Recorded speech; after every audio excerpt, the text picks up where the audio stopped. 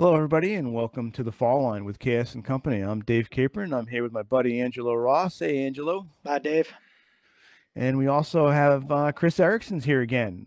We wanted to have Chris back. We only kind of talked a little bit about our childhood skiing. We were gonna move a little bit into as we all first started teaching skiing. And Chris actually started teaching skiing earlier than I did, and I think earlier than Angelo. He started when he was like 16. And I was just going to ask you, Chris, about, how did you get started at 16 that early? Was it family, or was it something at the resort you were skiing at? You know what? It kind of just evolved. I remember seeing an advertisement uh, for needing new instructors at Bel Air Mountain, and I was like 16, maybe 15, uh, and yeah, per se, for wanting to be an instructor, and I just thought it would be something pretty cool to do. I mean, at that point, I was really into skiing. I loved it. It was getting more and more of a passion of mine. And I said, hey, why can't I, make some money doing this? Some kids have part-time jobs. Let me just do that also. So yeah, I went and did a tryout at Bel Air Mountain, and it was, the rest is history, as they say. That was 1980, 86 or 87 or 86, 87 year season. And started. At that point, the ski school director was a guy named Tom Tarr, who is recently retired as of last year or 2 years ago from the mountain. And there was a few guys at the mountain at that time who really brought me kind of under their wing, during that point, and some legends in the ski industry. There was a guy who his name was Bill Hornbeck. He actually had his own ski organization also called Amateur Ski Instructors Association. So it was Asia was the name of that organization. Very big in Pennsylvania and New York State. And basically he ran that organization, but was also an instructor and a trainer at Bel Air. And yeah, I just really fell in love with it. He was one of those types of people that would bring you out in the snow. It didn't matter what, if it was raining out or if it was crappy out, you always looked to continue skiing no matter what the conditions were, and just get better at it. And I love that. I fell in love with that. And so, yeah, that's sort of where I started. And that was the time frame when I started. It just became infectious, and shortly that same year is when I became registered with PSIA also. Oh, cool. Yeah, because back then, that's what I did, was a registered member before the level one. Yeah. Back when I was associate and full. What did you do, Angelo? I had a high school teacher. He was our ski club moderator, who was he was an associate certified ski instructor at Seven Springs. And when he would bring the club up on the buses, he would offer to give some of us instruction. And there were a few of us who took to it. We were interested in improving, and he was a good teacher. And so I would say I picked up tidbits from him, tidbits of technique, but also just he sort of laid the groundwork for my interest in it. And then I was at Penn State my freshman year of college, and over Christmas break, I was friends with a guy named Doug from Westchester, and he called me. It may have been the day after Christmas, 1990, and he said, you have to call the ski report at Blue Knob and listen to this guy's ski report.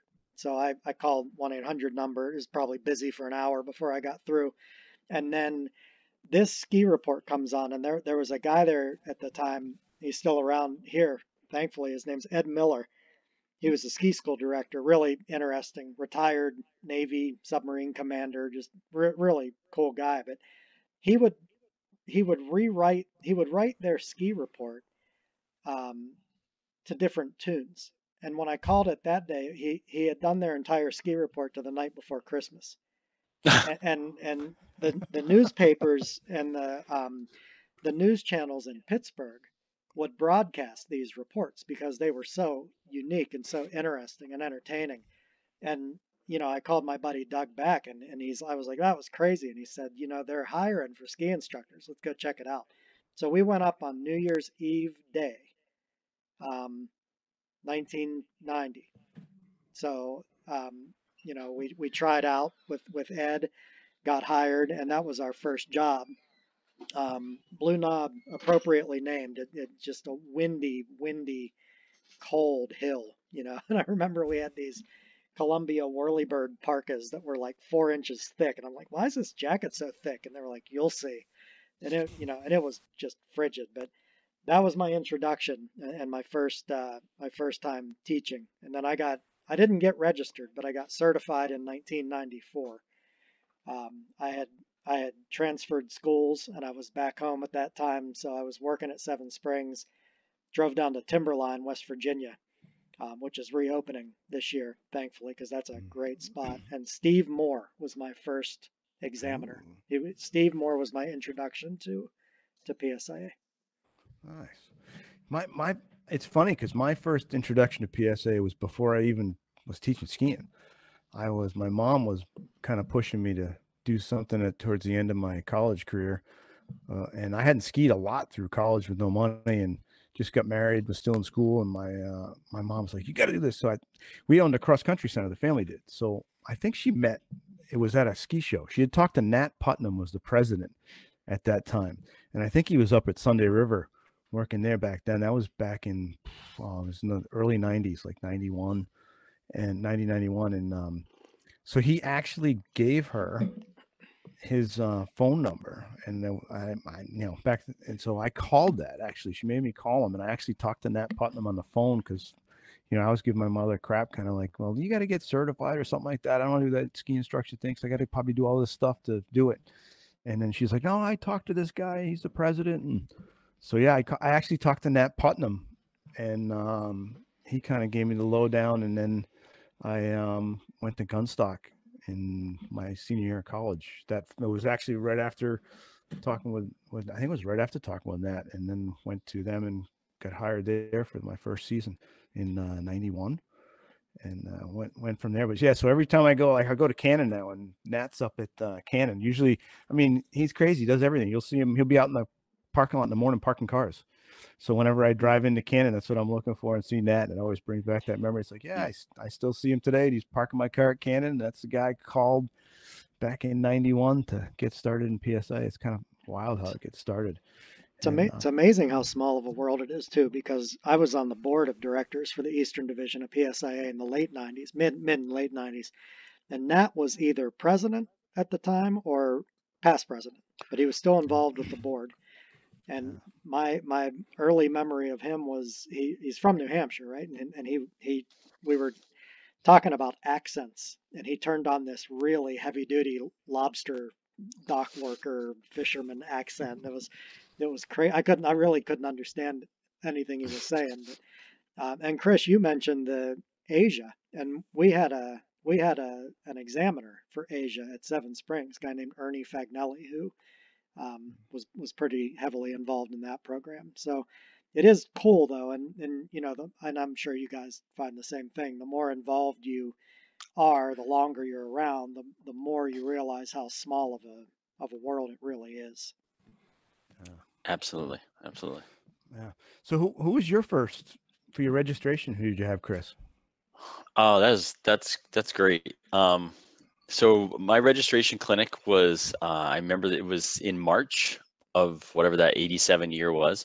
And it was at Scotch Valley Ski Center, which then turned into Deer Run Ski Center, and then went back to Scotch Valley Ski Center, which is in Stamford, New York. Little tiny area, you know, probably about, again, maybe 750 vertical feet. And my first introduction to the ed staff was a new guy onto the staff at that point was Terry Barber, and which was pretty cool because you know, we spent the whole day with him, and I can remember the moment where they got me hook, line, and sinker. Was we were at the top of this mountain, and it was, you know, soft snow, spring conditions, nice little bump run going on, and Terry says, you know, let's ski these bumps, and he starts going down this bump run, and something went slightly awry. We couldn't tell what was. Something happened on his way down the hill, and kind of kept going, but something went awry, and we looked a little closer, and he was missing a ski. But he kept going through the bump run on one ski. And I was like, what just happened there? And I was like, wow, that's amazing. Like that is everything that he did there, the way he controlled himself, the way he kept it going, his composure, and the way he talked to us after that run. I was like, this is so cool. I said, I want to be like him. I want to be one of these guys someday, you know. And so he was my first experience, you know, to the organization, to professional ski instruction, to really that high level skier, and it was awesome. It was really awesome. Yeah, he had me. Yeah, I was lucky. I went to Gunstock, and Dutch Carnan was on the staff, so I got to ski a little bit right from the beginning with Dutch. But my first experience with an event was I skied with Mick O'Gara, and Mick was funny, man. He's still funny. You know, hanging out. I was talking on the phone with him yesterday, but Mick is a race guy, like through and through. Narrow skis, tuned to the max. You know, stiff boot, and go fast. And when we skied with him at Cranmore, my registration clinic, we skied fast and had fun. It was really neat to go out and then try to stay in his tracks. You know, it's kind of like you watching Terry get on the bumper. I tried to stay in Mick's tracks, and yeah, they just jazzed you up to like, yeah, I want to learn more about this. And it was funny because that time I would have liked to have been ski like him and do all that stuff, but I didn't think of like being an ed staff member. I mean, did you think of that when you were skiing with Terry? It was just like, I want to be able to ski and do what he does. I want to be, yeah. I mean, the funny thing is I want to ski like him, be able to teach like him. My goal ever was always just to be level 2. You know, and everything else sort of just kept happening. And it's like, all right, well, level 2. It's like, I guess I'll go for level 3. You know, I guess I'll try for ed staff. You know, just kind of keep going that way. But yeah, my goal was level 2, and so I succeeded. Yeah, me too. Yeah. How about you, Angelo? Was that because I didn't have that? I mean, I don't know. I was like you, Chris. I was like, okay, I got to get this. I mean, I was looking at it was the associate cert I was going for right before it switched, and then I was like, I got to get that. Man, I was looking at the people at level 2 and what they had to teach, and I was like, I got to get that. I wasn't same thing level 3 when it came, and then I mean, it wasn't until after level 3 that, you know, people I skied with and some of the people I was involved with PSIA Dutch and some others, they were trying to go to the dev team too. That's when I kind of started getting the inkling. But how about you, Angelo? I didn't know what to expect. I just remember being really enamored by people who had already moved up through the ranks, and just remember how cool the sensations were when I could actually do something they were trying to get me to do. But I don't know. You know, we're geographically challenged down here. And I was just doing some quick math, and excuse me, in the history of our resorts down in southwestern Pennsylvania, which is somewhere around 70 years old, we've only had 10 education staff members in all that time. So I didn't have a lot of exposure, but early on when I was a young ski instructor, one of our ski school directors was a guy named Lyle Stewart. He was a DCL in the Eastern Division. Eric Chabe was an examiner, but he was at a different mountain, which is just a few miles away, but I didn't ski with him very often. But so the people that we got to know through PSIA was really that Southern Loop roadshow that would come through once a year. So like Bob Shostak is probably one of the most influential PSIA members in this part of the Eastern Division. Bob has been doing events for so long, and he's done so many of them, and he's skied with so many people from around my area that I really credit him with spreading the word. But always with Bob was Billy Bierman. So we got to know Bob and Billy really well, and I love the way Billy skis, always have. And Peter Stransky was another heavy hitter who would come down our way, you know, once or twice a year. And Peter moved around a little bit, but there were a bunch of years around the 90s when he was at Holiday Valley, so we'd get him going both directions. Like if he went south, he might swing by here, and then on his way back home, he might swing by. So those three guys were really the heavy PSIA influence in southwestern Pennsylvania, in my experience. And that's also around the time though I met Lanny Tapley, and I really I really enjoyed meeting Lanny and skiing with him because we're both, we're about the same size. And, I watch Bob ski and he's so powerful and it's like, but it's a different, he does different stuff to the skis than I can do. My skis are like, why can't you bend us like he bends those? But, then I met Lanny and here was somebody like near my size who was also ripping. And that may have got me thinking about trying to move up through. Lanny's the one who encouraged me to get my level 3, but he said, you got to go teach at a bigger mountain. He said it with a Maine accent. So I went up to Killington and taught the British invasion one year and ran into him up there. And he's like, oh, glad to see you're doing this, taking my advice. And, one thing led to another, but, like I don't have a pedigree like you guys. My family wasn't involved in the sport. And I've always had a little bit of imposter syndrome. So kind of like Chris, like moving up through I was always a little bit more surprised, I think, than anything else. Like did they just call my name at that tryout? Shit, now I got to do that. Yeah. Well, some people don't know this. Angelo and I really met for the first time at a tryout, and that was a DCL tryout in, was it 2001? It was either 2001 or 2002. It was at Wyndham. Yep, it was at Wyndham. Yeah, there was a DCL tryout there, and that was the first time that we met. And Bob announced those scores. You remember that? Bob Shostak was the one who announced the take. Yeah. And it was the take was you, Ned Crossley, and me. That's it. Yeah. Right. It's crazy. Although I mean, those memories are like vivid, aren't they? Yep. I had a pair of goggles that Bob didn't like. And so he called me out. As he called my name, he was like, but you got to get rid of those stupid goggles. Oh, man. Oh, God, that's so funny. Yeah, that was a funny tryout. That was one of those things. It was I remember spring, it was March, it was warm, it was hot. Yeah. The snow was obviously really soft. And I can remember one of the tasks that we had to open an envelope at the top of the trail. And in that envelope, right, we had partners, and in that envelope was a drawing, right? It was a drawing of what type of synchronized skiing we had to do. And I think, Angelo, it was you and I that we were actually paired up together in this.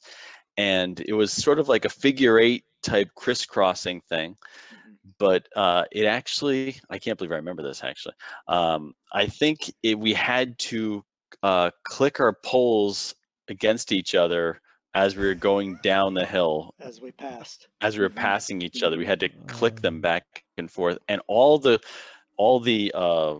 examiners or the scorers were sitting at the bottom of the trail, right, in like Adirondack chairs, like at the end, like watching us. That's where they got into a place where they could score us. And did they hold up like scores? No, they didn't do that. They didn't do that. But it was pretty unique, that's for sure. Oh man! I remember after the announcement, that the little award ceremony, it just kind of emptied out. Do you remember? Like the room just kind of emptied out, and it was like, well, what do we do now? And Bob said, somebody will probably call you next year. Right. That's it. So I'm going to drive 8 hours home now. Yeah. You don't get a pin, you don't get nothing. You're just like, yep, we'll be talking to you. God. Man, so I think back to the tryouts, like, because I went to dev team ETS a couple times. And then, I did that on the other side too with Telly. Did dev team. I think at that time, because they used to back then. That was in '97. I did the dev teams, and Telly was back then. Before that, it was only ETS. If they needed examiners, they just did an ETS exam. So people would come in, they'd have like one group, and you try for ETS. So I was like the first when they started doing more of a development team and a route. Versus right to ETS, and that was pretty cool. But I think back to those, and it's like, how many people did you guys have that you look back now and go, wow, if I didn't have those folks helping me, I'm not sure I would have got there. I mean, I look back and it's like, it's a long list. Like if I had to start listing it out, going through for my registration, my associate, and then level 3 as it switched to 1, 2, 3, then to go to dev team. It's like, man, for me, that list is long. Yeah. Chris is thinking he's counting. He's counting. I'm John, like, oh, John McFarland was the teacher I had in high school who was an associate certified, and he turned me on to PSIA quite a bit just because of what he knew and how he was able to get me to change my skiing so quickly. Lyle Stewart, Don Myers. I don't know if you guys knew Don. He was a technical director at Seven Springs. He's passed away in the meantime, and he was such a kind, generous instructor. He was a huge influence. Too many to name, but like as far as like staff members, Jim Pottinger and I have trained a lot together. Jim was a big influence on me coming up through.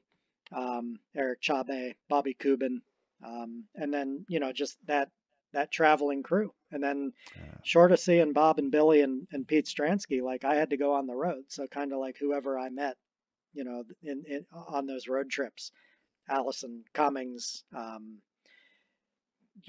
Steve Moore, Brian Watley was doing a lot of work at that time, and I skied with him quite a bit. Lanny, yeah. I mean, I look back, like when you started at Bel Air, Chris, like at 16, because what did you do? The registration at 18? So did you say? Because you said 8 or no registration. You could right away. Yeah, you could become a member at 16. I think is what you could do. Yeah. Yeah, she did. But I look at like it wasn't even it was PSA certified folks. But I look back at Gunstock when I first started teaching, and I can list off like Jerry and Marilyn Everett, Tom Perry, who's still over there, Steve Kolb, who's still there. Rick Skelly, who was there, and Rick and I went through a ton of stuff, but I knew Rick before that, and then we both went to examinership. I mean, are there some names like that you have that, and people, maybe even people you still see or know from over there? Well, I mean, it was actually really interesting and frustrating, quite honestly, at the same time. When I started off at Bel Air, there was a long period of time where people had recently gone for a level 3 certification or any type of certification. I mean, there was a bunch of gone for level 2, and there was a lot of level 2 instructors there. But literally, when I started training for going for my level 3, there was no one at Bel Air that had done it recently. Yeah. So it was more or less me kind of going out and trial and error every time. I mean, I went for the skiing part, and did okay with that, but then I started really having some challenges going for, at that point they separated. It was like the technical or people, I forget how they even broke it up then, but basically the teaching part of the exam was where I had a huge disadvantage. Just on coaching and things like that. So I stumbled multiple times, trying to get through the level 3 process, and I had failed actually, or did not attain my teaching part of the exam twice, which meant I had to go retake my skiing part of the exam. Right? Remember when we used to do that? I remember that. Yeah. So I had to go retake my skiing part. You talk about being defeated. Yeah. So retook the skiing part, and by that point I was really starting to understand why I was skiing at the level I was skiing, and understood that stuff, and was able to coach that better and teach that better. So my learning experiences, unfortunately, I mean, I relied on a lot of people at the mountain, as far as keeping me up and keeping me positive and keeping me moving forward, but they didn't necessarily have the contemporary teaching or skiing skills that I needed at that time to move forward. So it was really exciting for me to kind of get to that level 3, and then being able to search for people outside of my mountain of who I could ski with and where I could go. And I mean, I can actually kind of, going back to the DCL tryout, I can remember that was really one of my first times ever skiing in front of like Murmur. Or teaching in front of Murmur, and her coming up to me after the exam and just going, "Where have you been? Like you're at, I haven't seen you before. It's like, this was really fantastic to ski with you, and we need to ski together more, because there's more to be learned and things like that." And that was great. So yeah, there was people in the organization who I had to go out and search for, and figure that I could work with their type of teaching. And again, it kind of gets into the whole thing. It's like, who's your favorite ed staff, or who you learn the most from. And again, it's like my favorite mountain. It's like you learn something from all of them. Right. there's very few people out there, especially, coming up through the ranks in the ed staff, type of grouping, that I would say, I'm not like them, or I don't want to be like them, or that's not my style at all, and I'm not going to try and go down that road.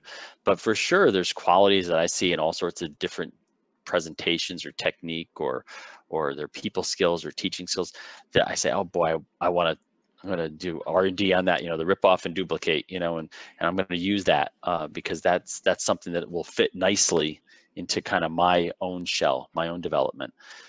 So it's again, for me, I had to go and search for it. It didn't come easy, being where I was at the time. Yeah. I feel spoiled that way. I mean, the more I've traveled and being full-time for a lot of years with PSA, going to other regions than Region 1 up in New Hampshire and Maine, and maybe going to 2 over Vermont. I mean, we're spoiled up there in terms of the amount of places you can go or be close to people, even just at level 3. And yeah, you go out of that and it's like, I hear the challenges. So that's one of the reasons I like to travel, is I like to get some of the staff to move outside of their region, because there is, difficulties. I mean, to get to different people. I think the diversity of skiing with a lot of the staff, like you said, everybody has some great qualities that you can learn. We were doing a podcast that Angelo and I did a while ago that we talked about what we were doing to get ready for the season. And he asked me what I was getting ready for the teaching. And I said, the big thing I do for my teaching, or now we're thinking people skills and how I'm going to employ, work that more in this year, is I just start talking, like you and I would talk on the phone, Chris, or I'd talk to Troy, or I would talk to, someone else on the ed staff, Kenny, or anything like that. I mean, what are some of the stuff you're doing to get ready for this season? Well, I mean, for me, it seems like, the season never really ends. It's kind of nonstop, whether, being the Ed Cert chair and being on National Alpine Task Force, it kind of goes throughout the summer, so you constantly have that, at least going in the background, as far as, how you become a better teacher and type of the things that you can do to become a better skier. But I mean, obviously, physically being ready, that's something you always have to keep in mind, as far as what are you doing, as someone who typically has a 9-to-5 desk job, you have to be aware that you're not just sitting there all the time and you're keeping yourself active and doing what you have to do to keep, the heart rate up and that type of stuff. But, I constantly go through my, my own notebooks, as far as, I keep a log of stuff that I've done in the past, teaching sessions that I've done before. I look at them and typically if I ran a clinic, I have logs of the type of clinic I did, and I review some of that stuff to kind of get those, quote unquote juices running again in the mind, and just kind of dust off some of those cobwebs. But it is amazing how much some of that stuff just becomes natural after a few years. You kind of get back on that bike, and the first few clinics and stuff you start running is like, oh yeah, I forgot about this. You start doing that again. But kind of where I came through and where I moved up from, as far as the challenges that I had, I always keep that sort of in the back of my mind. And as we develop, our new standards and types of things like that, I always keep that in the back of my mind. It's like, hey, what about the instructor who doesn't have the opportunity to have an ed staff person at their mountain? How are they going to be able to learn this stuff or do this stuff without having that person there? Is there documentation? Is there an easy path to follow? And can they kind of self-teach themselves through some of these things? And that kind of keeps me always in that mode for teaching in the off season, thinking about those things, writing those things, articulating those things in documents. That's kind of how I'm always at the ready, I guess you could say, as in the off season doing these things. But I don't know. I mean, I don't think it ever, it doesn't ever go away, just because it's the off season, you are who you are. You're. Yeah. Well, you can ask our significant others, and they'd say they'd probably I know mine would like it to go away once in a while for a couple of weeks.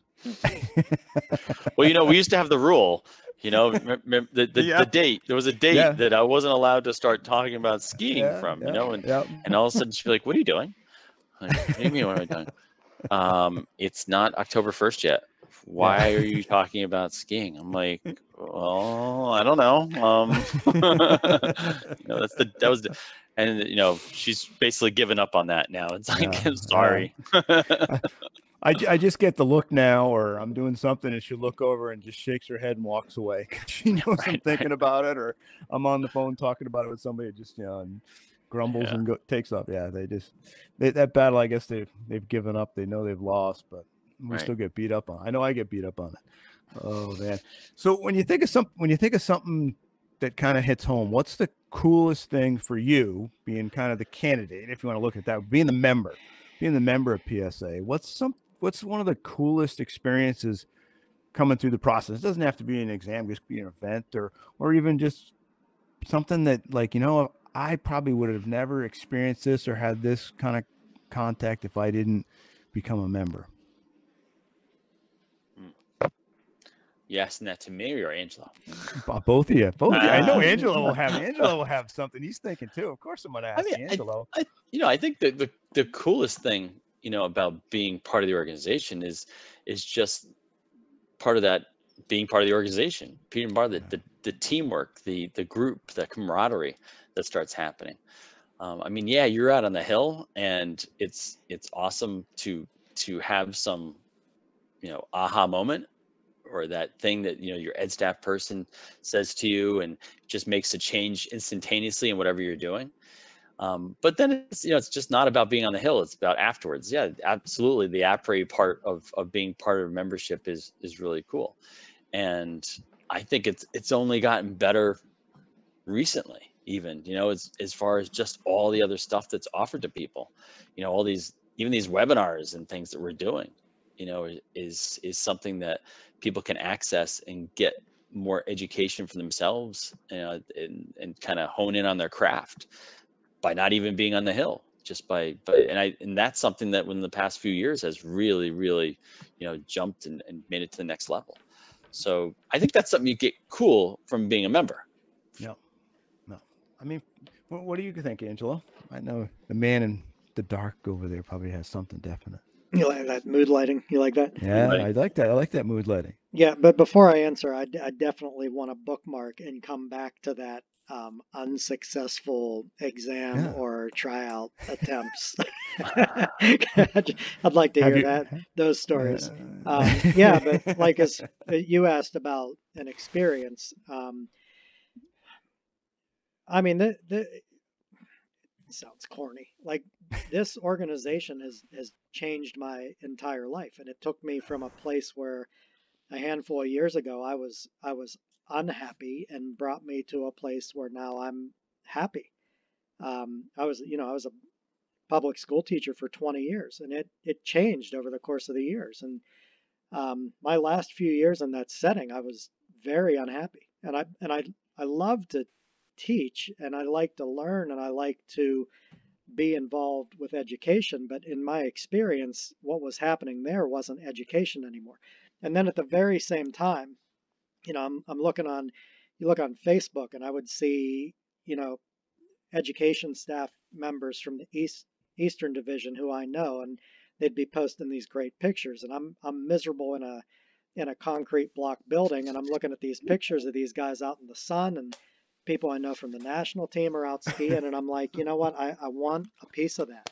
So I just decided, like, I was gonna take early retirement from that job, and change. I was 46 at the time, and I was just gonna change my life, and make this commitment to living differently.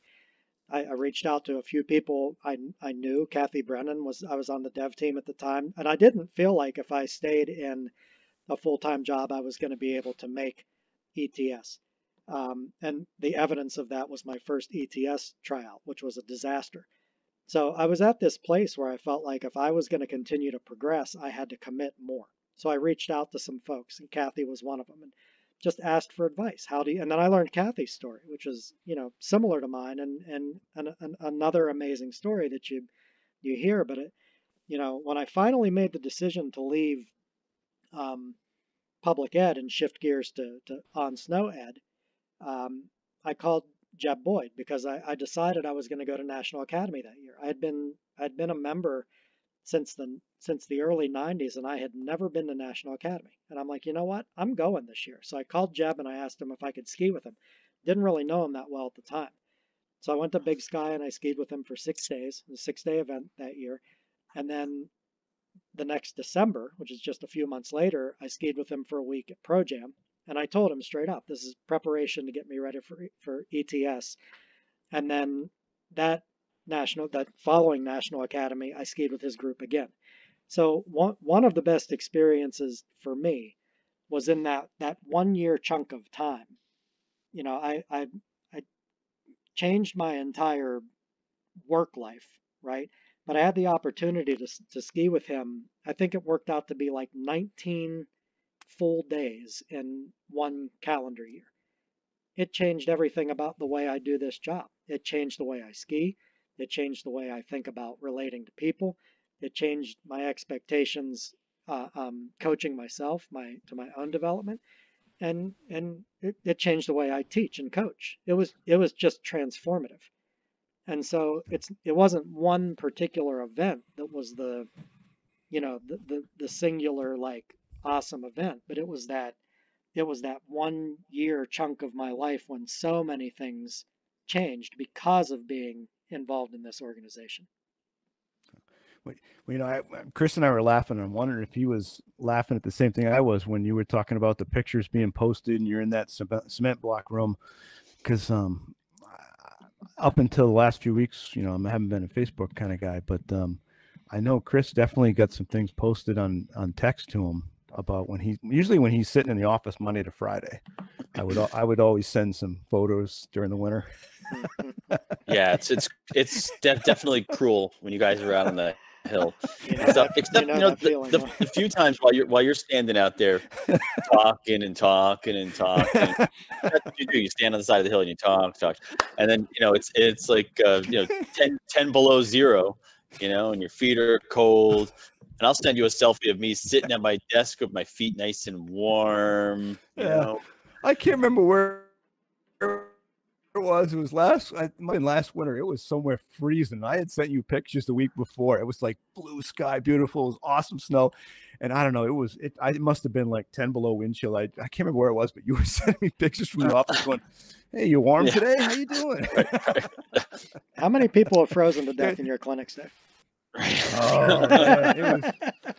Well, not me, because when I get cold, I go inside. You go in, right? I learned that from one of my pros, Joe Webb. Joe's, he came in. It was a few years ago when he's still at the mountain, but he's not teaching many lessons. But he was out there and he had a learn to group, for about 3 hours. It was a cold day too, and level ones you can bring him in, take a little break, because it's a 3-hour lesson. And Joe was inside, and I said, "Where's your group?" He's like, "They're outside." I said, "You're not with them?" He's like, "Well, they didn't want to come in." I'm like, "Oh, they didn't?" He says, "No, I was cold." It's like, "I was cold. I'm coming in. They want to stay out. They can stay out." But they didn't want to come in to take a break because we usually have a break. And he says, "I told them to stay there practice. I'm warming my feet up. I'll go back out. They're fine." Don't do this at home. But yeah, it's definitely the harassment of those that aren't out there 7 days a week or 5 days a week on snow. We definitely. I know I definitely send Chris the pictures. In the spring, I'm nice with the flower pictures, and sending stuff from the greenhouse. That's right. But in the wintertime, it's like, uh-oh. How about unsuccessful attempts, Dave? Exams? Yeah, I've had them. Absolutely. Yep. I had it at level 3 at both parts. First part was when it was the all-day coaching day, and I did I think it was like 1 for 3. Got 1 examiner out of 3, and it was like, didn't know where to go, what to do. And I had great coaching, and some of the folks that were working with me didn't know what to do. And it was actually Pete Palmer. Dutch forced me. There was an event right after the exam at the home hill that Pete came to. And Pete Palmer was always on the road traveling, and I had him in the exam. He was one of the ones that didn't pass me. And yeah, he sat down, talked with me, and told me what he wanted me to do, what I needed to do, and try to stay more balanced on the length of the ski. And then he's like, "Yeah, I'll see you in a month." I was like, "What?" It's like, "Yep, see you in March." And that was like beginning of February. So yeah, I was lucky that way that, he Dutch staff member who I was working with as tech director, and and got through that in the second one. But I have to tell you, it was like you get there, and then it has that 5 inches of snow overnight on the second try with a rain on top, so there's a crust. So you didn't want to get out of the lane where they had groomed at Killington, like coming down Double Dipper, where they've got like 2 cat tracks groomed, and like, hey, we're gonna do some GS turns here, and it's like, okay, don't get going too fast to get in that crust, because that's going to hurt and it's probably going to be bloody.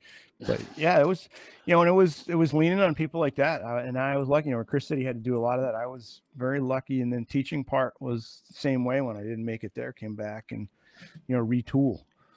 Had to look at, what parts didn't I get, ask some questions, and those help, man. Those help to, like Chris said, he keeps that in mind. When he's doing things now as a cert chairman, and those folks, making sure we have stuff written, the video stuff that we use from the matrix, that's all on in our exam guide that Chris has there, the exam guide, the clips, so people can see stuff. I try to keep in mind those folks that didn't make it. Make sure you make the extra effort to try to connect with them, especially when they're out of your. I mean, it's easy when they're in your region, or you go to the resorts they're at a bunch, or somebody there you can talk to. Like if someone's at Seven Springs comes and I have some more feedback, and I'd call Angelo up, say, hey, make sure you talk with this person about this. So I think you have to keep that in mind, and I try to keep those memories, because not everybody. There's not many people that sit on the ed staff that made it through every part without getting dinged somewhere and had to learn from that. How do I get back up? What do I need to do? How do I learn from this? What didn't I do well? So yeah. And, it was 2 there, and then 1 at ETS, which is different, job interview. But that one, I don't know, sometimes that hurts worse than the standard one. And then, national tryout, it's almost everybody gets nailed there. There's not many make it. I was happy to show up, and hey, hopefully I don't embarrass myself here, which maybe I did. You never know. No one said it to me, but in the bar, you see a lot of people laugh, and they look over and they go, "Ooh, they might have been there." Maybe they're laughing at those turns I was doing coming down Big Emma. I don't know, but yeah. So that's kind of.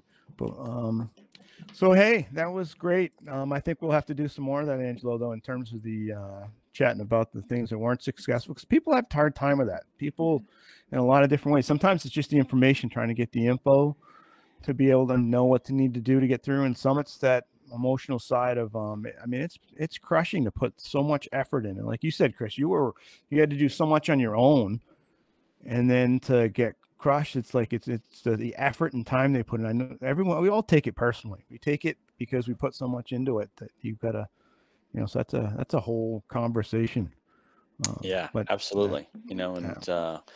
So hopefully you guys can do something on that again, because I think, people need to know that, we talk about, not being successful, and you learn a lot from not being successful, and those are great learning experiences. But I mean, it does take a certain amount of mindset to be able to work through that, right? And to not just leave frustrated and, slam your poles on the ground and just walk out and just forget everything that happened. To me, it's like you really need to embrace those unsuccessful times and figure out, why was it?